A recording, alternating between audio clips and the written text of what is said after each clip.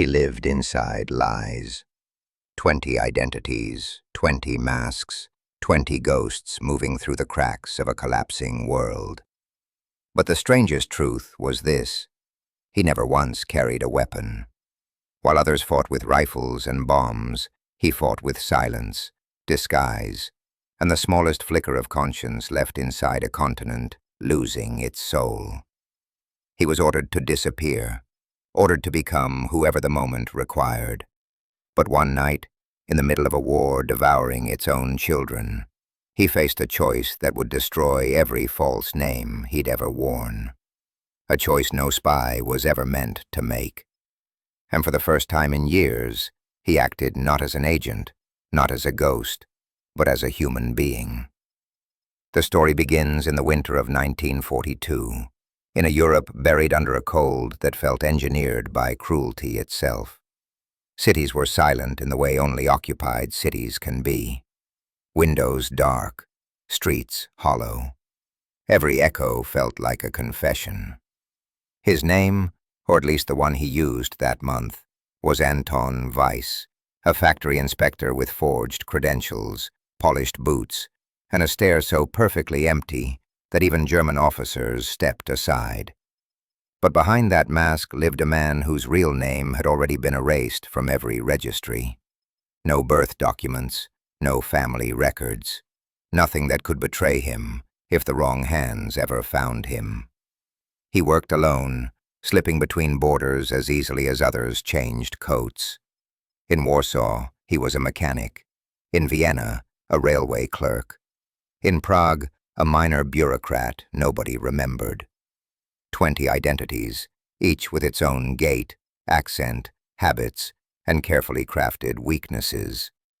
And deep inside each character he built, he placed a single flaw, something small enough to seem human, but deliberate enough to manipulate suspicion. He understood a terrifying truth: nobody trusts a perfect man. The underground trusted him because he never needed orders. He already knew how to slip messages through mail sacks, how to redirect troop files, how to smuggle names of the condemned into the hands of those who could still save them. But even among the resistance, he remained a shadow. They called him the borrowed man, because nothing about him was original, not even his footsteps. One night, while impersonating a German logistics officer, he intercepted a transfer list. 200 civilians, scheduled for immediate relocation. A word chosen to hide realities no one dared speak aloud. He was meant to pass the list along, deliver it to a point of contact, who would relay it through the underground chain. It was routine, cold, necessary. But this time, a single name caught his eye. A woman he once knew before the war, before the lies, before he ceased to exist as himself. Her name was Lena. He hadn't spoken it in years. He wasn't supposed to feel anything. Emotion was the enemy of disguise. But seeing her name there, condemned, helpless, unprotected, twisted something inside him that none of his 20 identities could silence.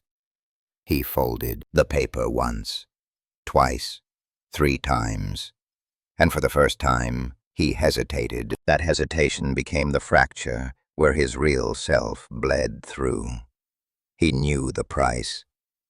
Changing official lists was impossible without leaving a shadow, a ripple, a scar in the bureaucracy that experts could trace. He had survived a decade by never leaving fingerprints on the world. But this one act, this single erasure, would mark him forever. He burned her name from the list, shifted the ink, reassigned the serial number, created a bureaucratic illusion so subtle that even trained archivists would struggle to detect it. Then he stepped back and watched the smoke curl from the page, carrying away the only piece of truth he had left. Would you have done the same? The next morning, the transfer proceeded without her.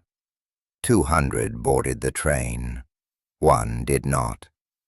And from that single absence, suspicion began to grow. Quiet at first, then sharp, then dangerous. The officer overseeing the paperwork noticed the discrepancy.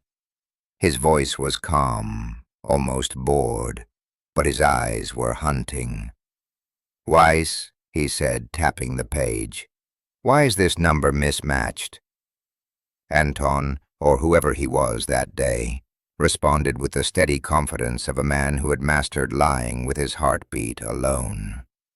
He blamed clerical error, a misprint, the overworked railway staff, a transfer of digits so small, so boring, so dull that the officer's suspicion fell asleep. Most conspiracies collapse because they are too dramatic. He survived because his lies were so ordinary they made people yawn. But the safety of the moment passed, and danger shifted shape. A new audit order arrived from Berlin. Unexpected, thorough, unavoidable. So he shed his identity again. Anton Weiss vanished from the world, replaced by a man named Joseph Adler, a railway accountant with round glasses and a limp he practiced for 6 hours to perfect.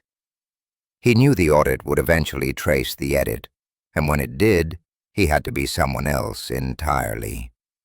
But the war does not forgive ghosts who make mistakes, and the Germans were developing new methods: handwriting comparisons, ink analysis, cross-referencing signatures across every office from Munich to Minsk. Patterns, they called them. He had survived by erasing patterns. Now they were hunting him through them. The chase was invisible but relentless. A tightening ring of files, stamps, testimonies, and quiet questions whispered in offices he had once walked through unnoticed. He could feel the net closing, not through gunshots or shouts, but through the tremor of administrative tightening, the cold machinery of a state built on suspicion. He tried to disappear deeper, adopting his 17th identity, then his 18th. Each new disguise felt thinner, more fragile, as if the lies were wearing out faster than he could invent them. He could no longer tell where the mask ended and he began. Some nights he wondered if there was even a he left at all. By the spring of 1944, he lived in a cramped attic in Budapest, under a name he barely remembered creating. He slept lightly, ate rarely, and moved only at night. The resistance had lost track of him. The Germans were circling closer. Neutral countries no longer trusted papers from anywhere east of the Rhine. His life had become a maze with disappearing exits. Then, one night, a coded letter reached him, smuggled through 3 hands, delivered by a courier who never learned his face.